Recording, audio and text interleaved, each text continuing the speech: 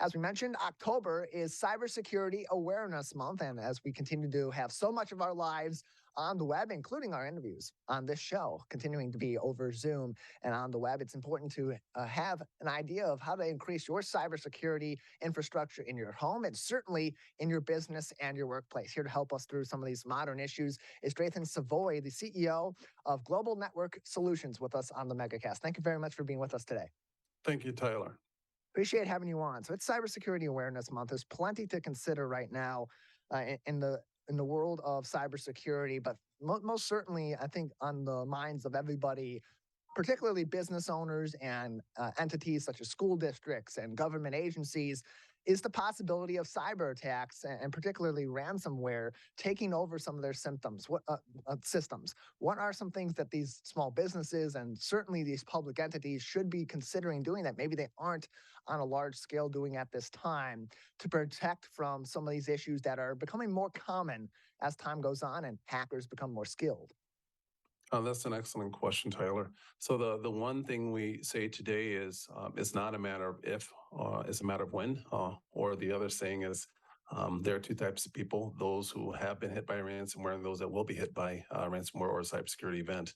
So we used to focus a lot on defense, and we're moving towards a strategy of defense combined with preparation for an event that occurs. So it's really important to kind of harden your environments, both at home and at work, so that you prepare for the event of a cyber event. And that can mean everything from making sure you do the basics. In terms of businesses, make sure there's a firewall, make sure you have some sort of identity access management program. In terms of individuals, making sure that you separate your networks at home. Make sure the kids aren't on the same network as your business laptop. So in case one of the kids hops on, kids get into things. It just happens. If they get into something they shouldn't, and make sure it doesn't affect your environment. Make sure that you have backups. And a lot of people do have backups, but they don't always test them. So testing those backups and making sure they actually work are important. And following a format with your IT company or your IT department to make sure that those backups are secure in a way that if there is an event, that those backups are not compromised. And beyond that, who are some of the easiest, just taking a step back, who are some of the easiest targets for hackers in terms of businesses or just individuals? Is it individuals that they're mostly targeting, or is it some of these larger entities that they can get more data from? Who typically are these easier targets, or at least the juicier targets for some of these hackers?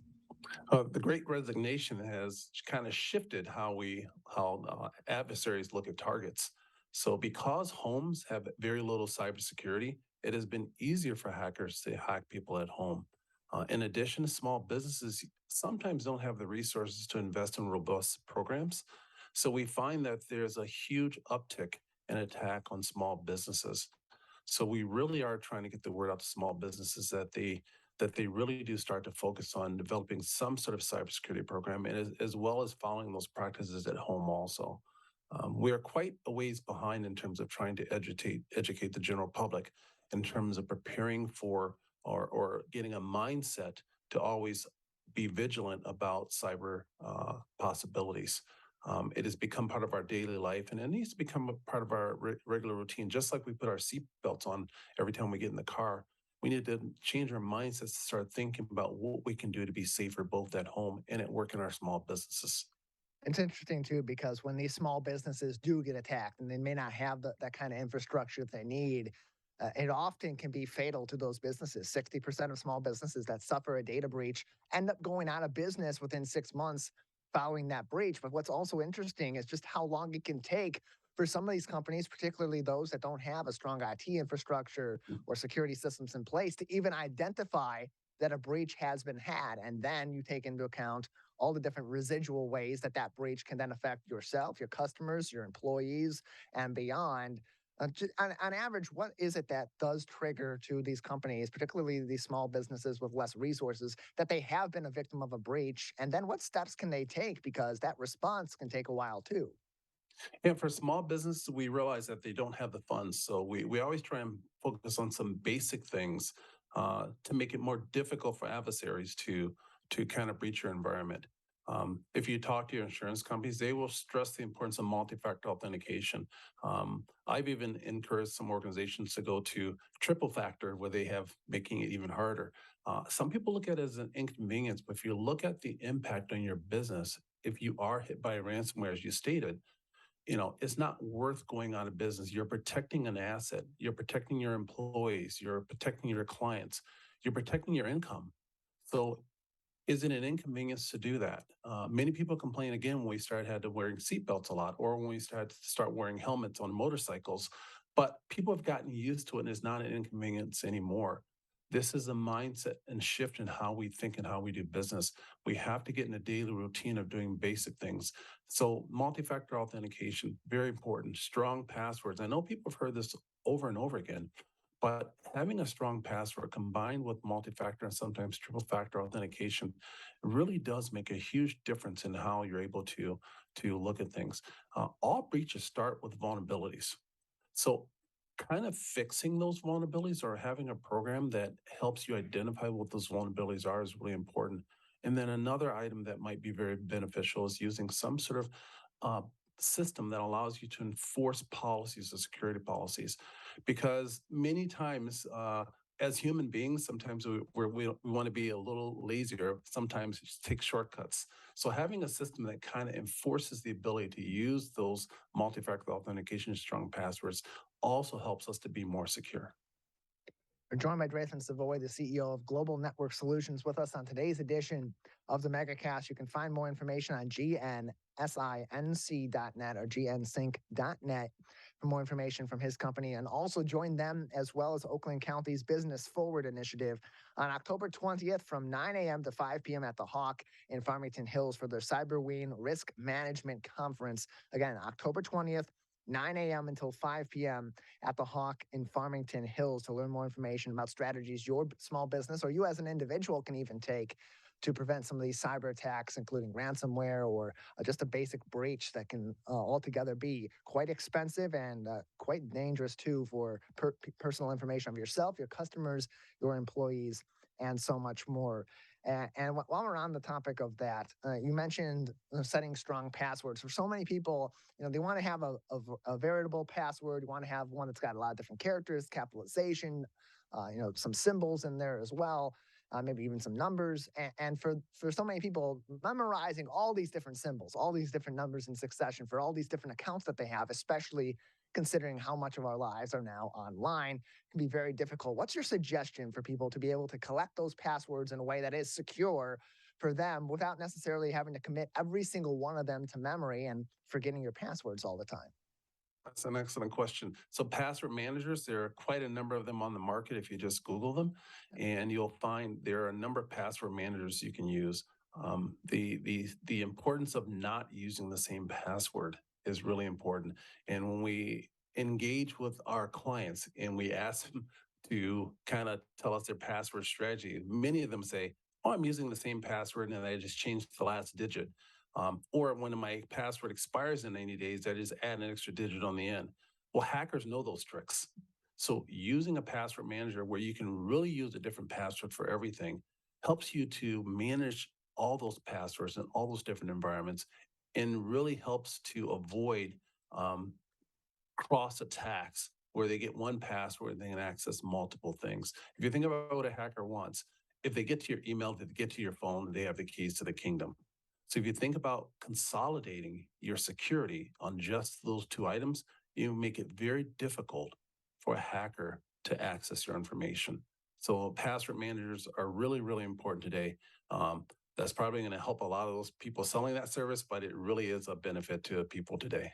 Yeah, and it's interesting too because so many of these different cybersecurity softwares that you can buy also for just your own personal computer or for multiple personal computers for your family, they often do in this age come with password manager protection, or that could be added on too. So there's plenty of reliable services that are out there. We're joined by Draython Savoi. He is the CEO of Global Network Solutions, joining us on today's edition of the Megacast. Again, their Cyberween Risk Management Conference in partnership and sponsored by Business Forward, an initiative from Oakland County, will be happening on October 20th, 9 a.m. until 5 p.m. That is next week, Thursday, a week from this week, Thursday, 9 a.m. to 5 p.m. at the Hawk in Farmington Hills. And Draython, for those that may be interested in attending this, who should be attending this conference? Who can get something from this conference for themselves, for their business that could be beneficial and really help them move forward their cybersecurity going forward? This conference was designed to be non-technical because as I talk to clients, we find that the IT people and the cybersecurity people, and that's another point, they're not the same. They tend to try and get management to understand the importance of making this a team sport. If you just have IT and cybersecurity doing it, it's not going to be effective. So we're hoping to bridge the gap between business owners, managers, IT and cybersecurity to help bring them in the room to have a conversation about how do we as a group make our environments more secure, not only in our businesses, but hopefully spread out to our employees, to their homes, and hopefully have one of those systems where it just keeps growing. So if you so having your IT people there at the conference, that's fine. But IT should bring in the other management boards and things like that so they can have a true conversation about how to truly protect environments. Draython, before we let you go, any other lasting cybersecurity advice as we're in the middle of Cybersecurity Awareness Month here in October for individuals, for businesses, or anybody else out there that may need some extra help and some things to consider as they boost their security online? Yeah, make sure you listen to your IT and cybersecurity professionals. They really do have a finger on the pulse of what's going on and can assist you in moving towards a more secure environment. It's not always important to do everything. When I talk to clients and they say, how long is it going to take for me to become secure? And my response is, it's never a point of when you become secure. Is always a journey in which we're always increasing security and moving towards a more secure environment. So it's never ending. You're always adjusting because attackers are always adjusting their tactics. So it's not a one and done. You can't have someone bring in a bunch of stuff, put it in and say, okay, we're secure. It has to be an ongoing program.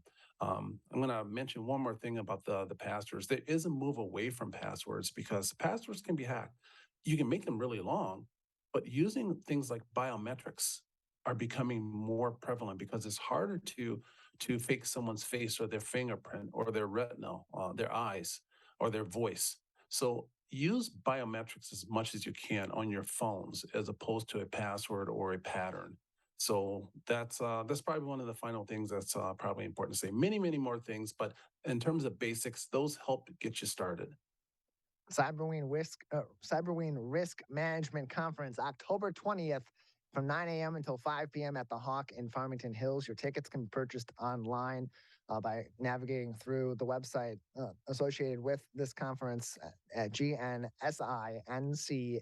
gnsync.net for more information and to purchase your tickets for the in-person event, $89 per ticket. And of course, that one ticket admits 5 people from your organization. So essentially, you're getting 5 tickets for $89. You can attend the virtual event for free. And again, October 20th, that is 8 days from today, a little over 8 days from today, on Thursday, a week from Thursday, 9 a.m. to 5 p.m. in Farmington Hills. Draython, thank you so much for joining us. Thank you, Tyler.